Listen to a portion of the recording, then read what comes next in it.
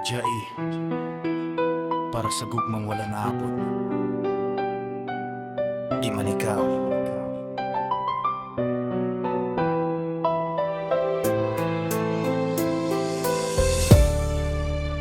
Nagsugutanan sa simpleng higayon, pagkakita na ko nimo na wala ang kahadlok. Nangandoy ko nga ikaw na unta, pero ang tadhana lahi man di ay gusto.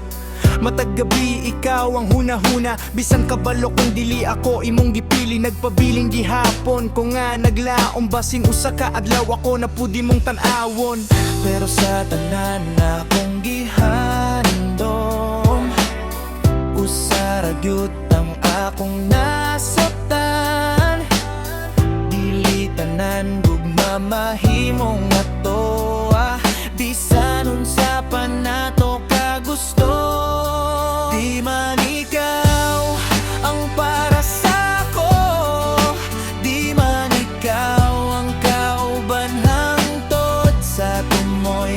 Pero salamat sa mga pahiyom nga imong gihatag sa akong kinabuhi.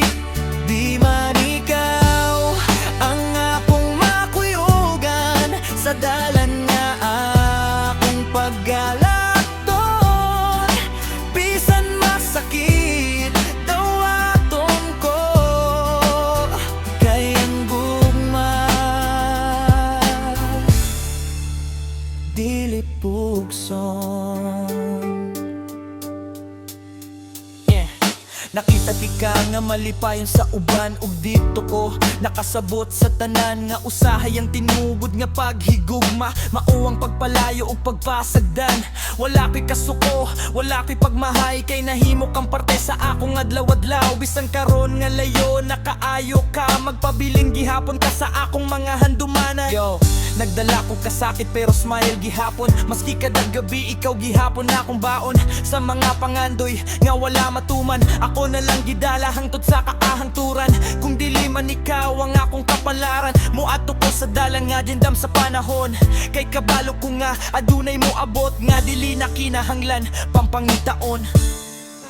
Di man ikaw ang para sako, pero ikaw ang rason nga nung nakakatang ko. Nga ang gugma dili lang pag-angkon, kundili paghatag bisan walay kapalit. Di man ikaw, pero salamat gihapon sa usa ka panahon.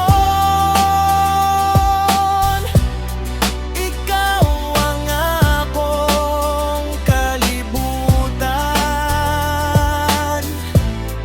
Yeah.